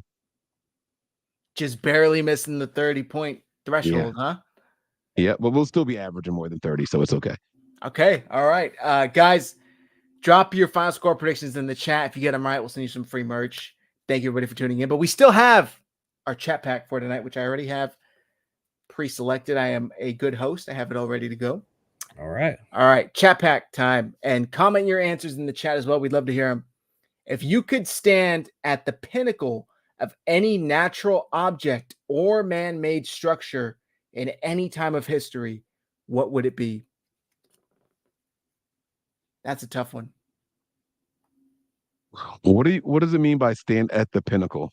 I would imagine just stand in front of and witness with your own eyes, be in the presence of experience. That's how I take it. I have one if you guys are thinking. I think I'm not even sure if it's confirmed to have actually existed, but I've seen it. I believe it's one of the 7 wonders of the world, or whatever they're called for the ancient world, the Colossus of Rhodes. There supposedly was this giant statue of a man, right, who stood at kind of like a port of a waterway. And you know what? I should pull it up. This is what I don't know if it's been confirmed it exists, but this thing looks insane. Could you imagine standing at the foot of this where ships would sail through? It's beautiful. This looks like something from Game of Thrones. Like they had something like this in one of the cities in Game of Thrones. That's pretty impressive right there. It's insane. So apparently it was in one of the Greek cities. And yeah, there's different kind of depictions of what it looked like. But apparently a earthquake took it out. Go figure. So that's my option. That's my answer. What do you guys have? I think that now this is going to be predicated on me being able to, actually speak / read the language. But I think the Great Library of Alexandria would be what I would like to see. There's just so much, it was destroyed to fire.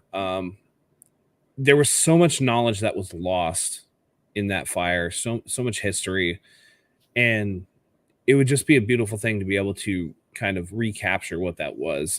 I don't think we'll ever get to know, but I mean, you're talking about the nursery of civilization coming up. A lot of people don't even know that Iraq was once one of the major mathematics powerhouses in the ancient world, and that was lost to time. And the Library of Alexandria had countless treasures that were lost. So that's where I would, pinnacle of anything, it would be that for sure. That's a good one. That was almost my answer. Mike? I would like to sit in the palm and just get the view of the Christ the Redeemer statue in Rio. I don't even know if it's possible, right? But like that would be like quite the view to sit there and just like, oh, that's not the picture I wanted it to be, but it's fine. But if if you look at that from behind, like, and how it's overlooking the city, it is a phenomenal picture, man. Like, and there it is. That's the one right there. Imagine sitting in the palm of that and like just taking it all in. That would be incredible to me. Crazy. And that's doable. Like, that's one that's still around today. I Right. don't know about sitting in the palm, but you can go and stand at the feet and see it. So that's a good one. That's a good one. Chat, please comment yours. You know, one other one that I just thought of too that I think would be pretty sick is being at like the pyramids at Giza when they were like brand new. Yeah. That'd be pretty sweet. Yeah. Or like the Sphinx when it's still. So there's speculation that the Sphinx didn't look like it did, that they recarved it. And that when the Sphinx was built, that there's evidence at the base that there was some water damage, which means that the water was much higher. It'd be super cool to go back to ancient Egypt and see like a lot of how they did that. I still need to know how the pyramids were built, man. Yeah. Same. You know how they were built.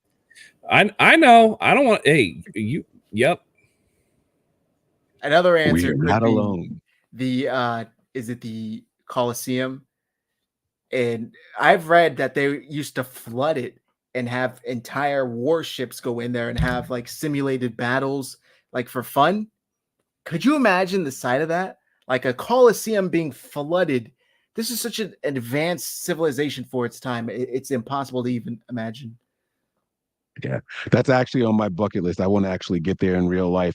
I'm still amazed by. I understand like it's run down and everything now, and they do tours and all, but like the fact that there's windows with statues in each one and all that stuff, like just how, right? Like it's just one of those things. And so I still have that place on my bucket list. So it's crazy, man. There's so many things to see in the world. But we're gonna start with tomorrow. The Niners beating the hell out of the Browns. Let's go, baby. Thank you everybody for tuning in tonight. Mike, let the folks know where to find you. I'm sure they already know, but let them know. Yeah, again, guys, check out us over at Nothing But Niners on the YouTube page. You can search NB9ERS or Nothing But Niners. And then we also have the Patreon page right there at the bottom of the screen. Bam, patreon.com/NB9ERS. For those of you who are already subscribed, there was some kind of like dump of drafts of episodes that I posted, but they were also saved as drafts from the last couple of years. I don't know what exactly happened. Sorry about that. Some old content. You can go back and see if my hot takes in those videos were true or not. So I got a lot of comments from people like, what is this? Why is this posted? What are you doing? This is from October 2 years ago. I don't know what happened. So my drafts are empty now and they got posted again. So sorry. It's Mike's prediction of Ahkello Witherspoon, Defensive Player of the Year. By the way, number 2 corner in the NFL right now. Guys, if you guys should set up bingo cards, right? And what should be on there is Mike mentioning Ahkello Witherspoon, Matt talking about Lamar Jackson, right? Like there's certain things that we could like put together a bingo card for and like just see how often you guys hit. Like that would be a lot of fun. I love we that. should do that. It's actually a good idea. We should. Everybody, the chat, the faithful viewers, put together a bingo card for us. We'd love to see that. All right, Matt, you want to carry us out? Absolutely. Look, this game tomorrow is probably going to be uglier than the Dylan Dennis Logan Paul fight tonight. It's going to be a knockdown drag out, except that this time somebody's actually going to get their ass kicked, and it's probably going to be the Cleveland Browns. Fun day of football. We're going to get to know the result early in the day. A little bit, of a relief to get football back in our lives and to be there early in the morning. So 49ers, go out, take care of business, get out of there healthy, get on to the next one. Very much looking forward to it. So for Zach, for Mike, we love having you here. Much ado about nothing, but let's get out of here. Enjoy the rest of our evening so we can wake up fresh, get some breakfast in our systems, get some lunch for some of our East Coast guys, and then just watch this ass whooping. So thank you again for joining us. We love having you here each and every week, and especially tomorrow morning and every day of every week. Go Niners.